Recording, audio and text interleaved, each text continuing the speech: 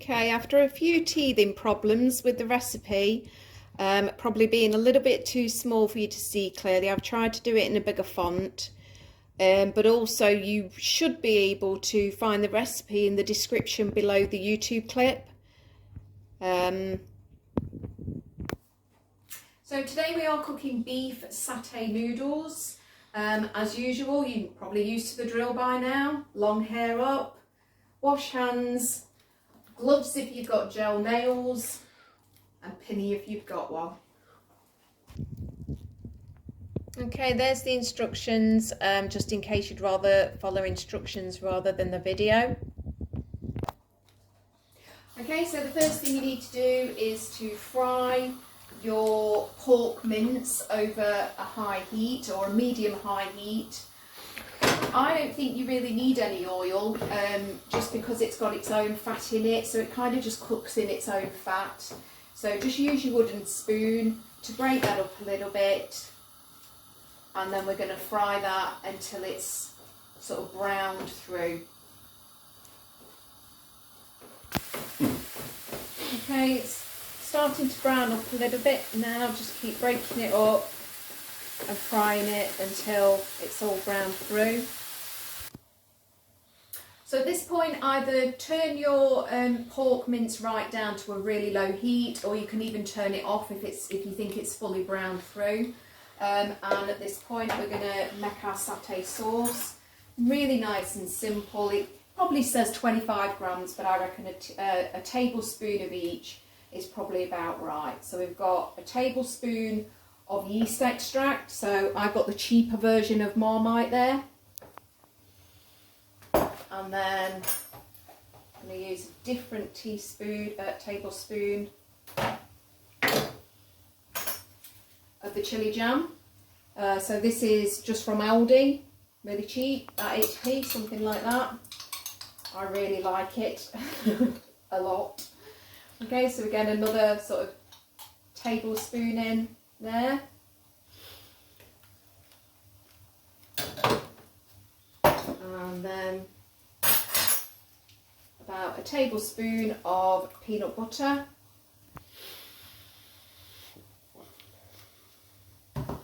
This one's crunchy, but you can use the smooth, it doesn't matter. It depends on what sort of texture you like. I don't mind a bit of crunch.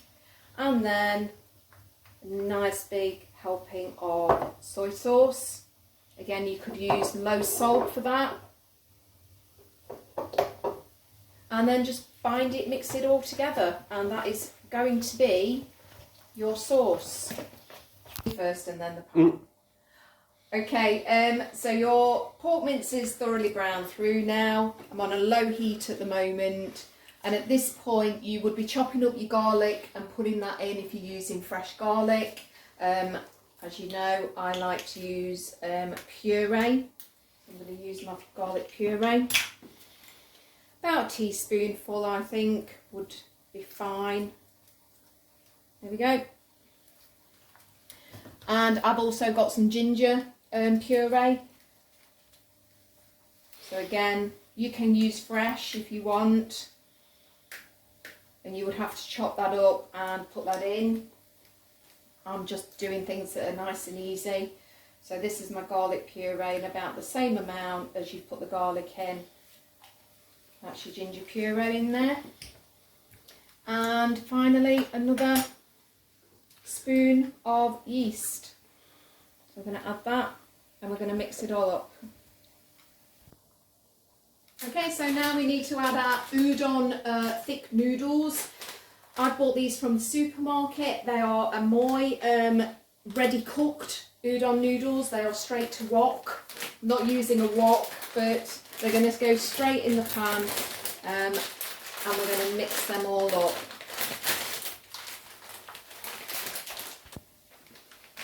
And there's your udon noodles in there, and you just need to add a tablespoon of water.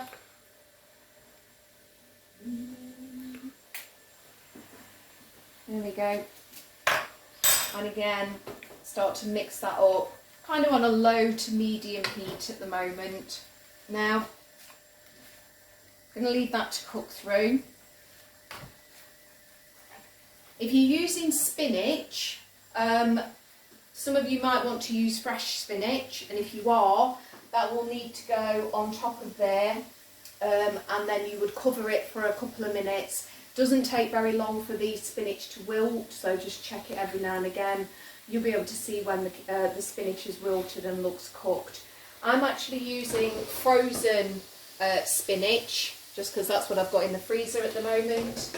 So I'm going to add some hot water to that, and when that's cooked, I'm going to add it to the pan. So at this point, if you're waiting for your spinach to cook, you might want to be chopping up your spring onions. So literally you are just chopping them. I've already pre-chopped mine, and they've been frozen because I had some leftover spring onions. So you can see how big they are. That's how big you need to chop them, and we're going to put them into the frying pan. Okay, so add your spring onions to the pan. I'm still waiting for the spinach to cook, so we'll add that in a minute. Okay, so now we're going to crush our peanuts. So I'm just going to drop them into like a seedy bag. Again, it doesn't matter how much you put in there really, there's probably a measurement there, but if you like lots of peanuts, maybe you can put more in. If you don't like so many, you don't want it quite so crunchy, maybe a few less, but I reckon that's about right for 2 people. So what I generally do is I'll seal that up, but just make sure there's a little bit of a gap so that the air can escape, and then your bag won't split, hopefully. So we're going to crush them up, and this is generally how you do it. So I would start by just doing that gently, and then we can start to roll.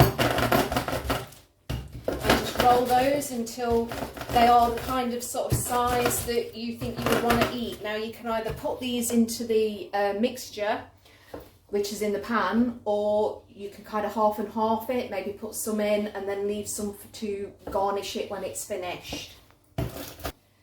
Okay, the spinach is ready, so I'm going to add that in. I'm going to give it all a bit of a mix in a minute. So there's the spinach.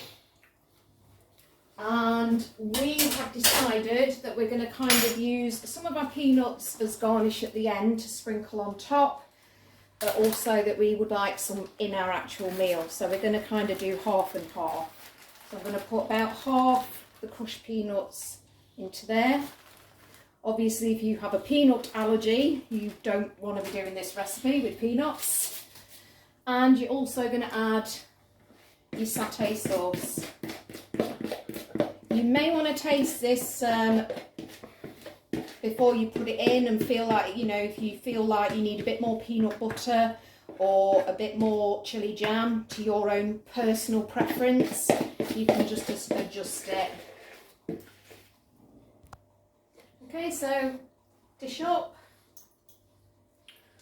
There you go, there's your pork satay noodles.